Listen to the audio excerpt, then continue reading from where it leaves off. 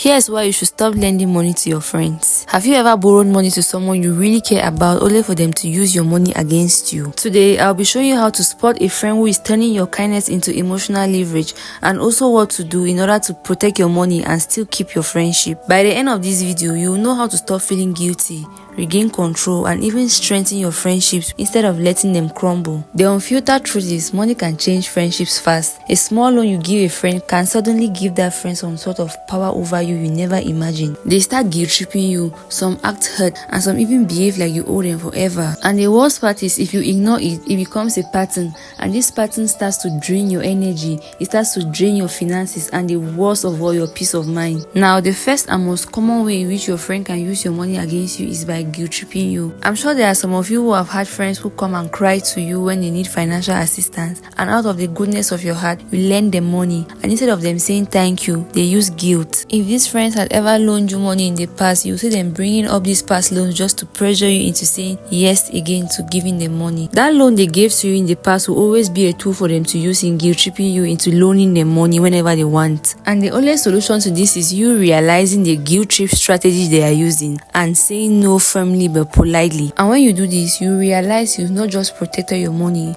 but you've also protected your peace of mind. The second way your friend can use your money against you is by threatening the friendship. Some friends will make you feel like if you don't lend them money, the friendship ceases to exist. They start saying things like if you really cared, you will help them. But the thing is, that's emotional pressure, and suddenly you start feeling like saying no is a form of betrayal. It seems like your worth as a friend is now tied to your generosity, and this creates stress and fear, making you feel guilty for setting boundaries. Now, the solution to this is you shouldn't let mere threats control your decisions, and you can help when you can, but set limits. This solution helps to keep your friendships real and also protect your money and emotional health. The next way your friends can use your money against you is by manipulating you emotionally. Sometimes, emotional manipulation always comes disguised as disappointment. Some friends will make you feel like a very terrible person just because you said no to lending them money, or maybe you simply don't have the means of helping them. They act like your money is their only means of survival, and they go ahead to say things like, I guess I shouldn't have expected you to help me.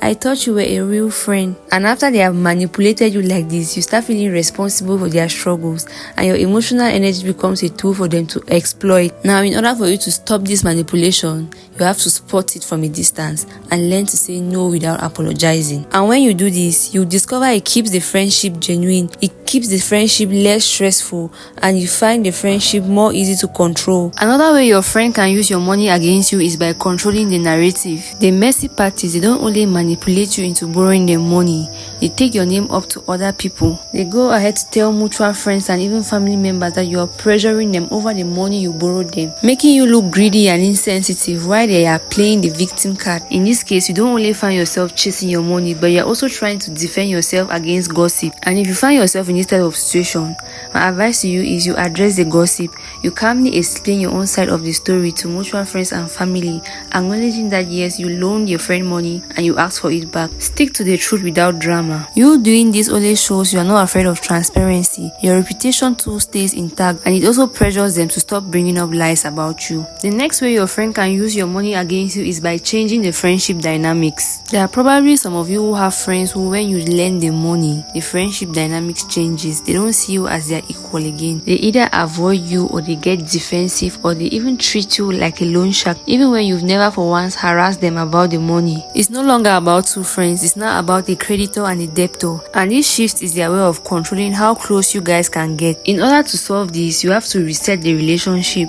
If you notice money starts to ruin things between you guys, stop lending money to them. You guys can interact only as friends without mixing finances. And when you do this, you realize the boundaries you put in place have created a healthier friendship dynamic, and you also protect your energy, and you prevent your friendship from being defined by the loan. Another way your friends can use your money against you is by borrowing endlessly. There are probably some of you who have friends who always ask you to lend them money, but they never pay back. Now, I'm not saying lending money to a friend is bad. Lending money to a friend once or twice is normal, but once you notice it has become a repeated act, that's exploitation.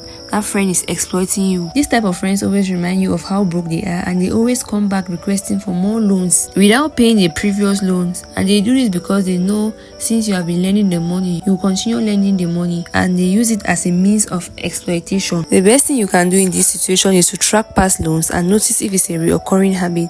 And if you do notice it's something that is frequent or if it's a pattern, you say no without feeling guilty, and you can probably suggest alternative ways for them to manage their money. This will help stop the financial exploitation and also prevent resentment in the friendship. The next way your friend can use your money against you is by testing your loyalty. You will lend money to a friend, and when it's time for them to pay back, you start hearing comments flying around like, "Real friends don't count pennies. If you cared, you will not ask me to refund the money." But in real sense, they are actually testing how much of their irresponsibility you can tolerate. And if you keep quiet, that's enough proof for them to know they can take more from you without consequences. Now, in cases like this, what you need to do is you redefine what loyalty means. Loyalty doesn't mean letting people take advantage of you. It's about mutual respect. And if they keep testing you, stop lending them money, period.